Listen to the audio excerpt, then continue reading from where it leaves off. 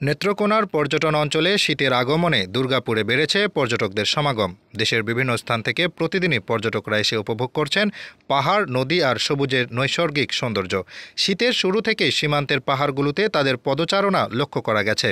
দুর্গাপুরের উত্তরে বাংলাদেশ ভারত সীমান্তবর্তী পাহাড়, অপরূপ সোমেশ্বরী নদী, রানীখং মিশন, বিজয়পুর সাদামাটির পাহাড় ও লেক, রাশিমণি স্মৃতিসৌধ, সুসঙ্গ রাজবাড়ি, বিরিশিরি ক্ষুদ্র নৃগোষ্ঠীর কালচারাল একাডেমি, টঙ্ক স্মৃতিস্তম্ভ ও কমরেড মণিসিংহ স্মৃতি জাদুঘর পরিদর্শন করে পর্যটকরা একরাশ মুগ্ধতায় মগ্ন হচ্ছেন।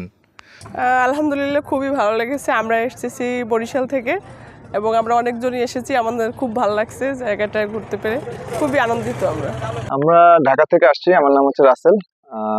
এই দুর্গাপুর পাহাড়, এই সাদামাটির পাহাড়টা আমরা দেখতে আসছি। তো ফেসবুকে, ইউটিউবে অনেক দেখছি, এর সম্বন্ধে অনেক কথা শুনছি, কিন্তু দেখা হয়নি কখনো। তো আজকে সরাসরি চলে আসলাম। সত্যি খুব ভালো লাগতেছে। মানে এটার মধ্যে যে কালারগুলি দেখতে, মানে এমনি হয়তো ক্যামেরা কতটুকু জানি না, কিন্তু দেখতে আসলে খুব সুন্দর লাগতেছে।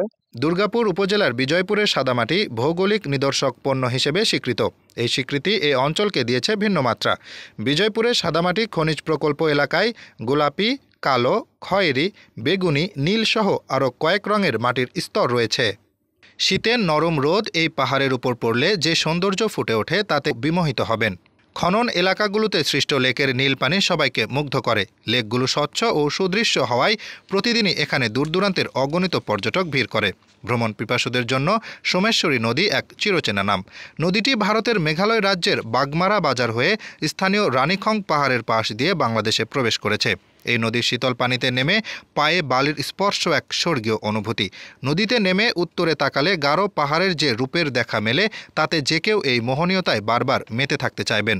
নদী আর পাহাড়ের অকৃত্রিম মেলবন্ধনের এক অপরূপ সৌন্দর্য দুর্গাপুরকে অনেক বেশি আলাদা করে দেখায়। এখানকার রাস্তাঘাট আগের তুলনায় অনেক উন্নত হওয়ায় ভ্রমণ পিপাসুদের সংখ্যা দিন দিন বেড়েই চলছে। মাশাআল্লাহ, অনেক ভালো লেগেছে।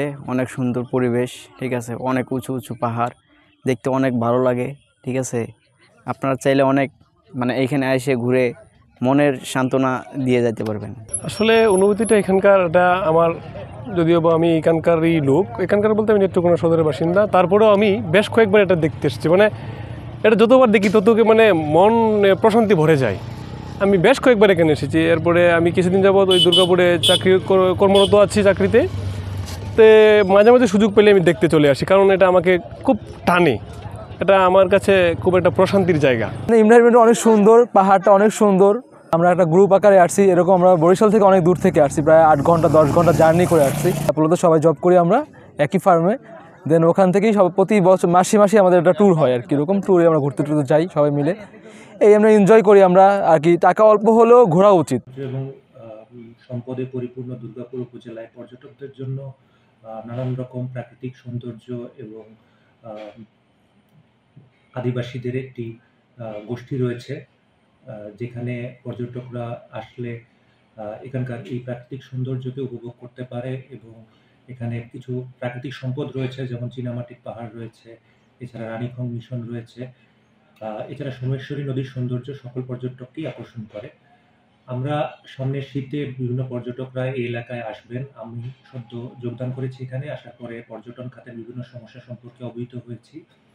উপজেলা পরিষদের পক্ষ থেকে আমরা পর্যটকদের যে সমস্যাগুলো সেগুলোকে যথাসম্ভব লাঘব করার জন্য কাজ করছি এবং আশা করছি যে আমরা পর্যটকদেরকে একটি সুন্দর সময় দুর্গাপুরে প্রদান করতে পারব। সাদামাটির পাহাড়, সবুজ প্রকৃতি আর নদীর স্বচ্ছ জল ভালো লাগলে আপনিও এসে ঘুরে যেতে পারেন ইতিহাস ঐতিহ্যের সুসঙ্গ দুর্গাপুর।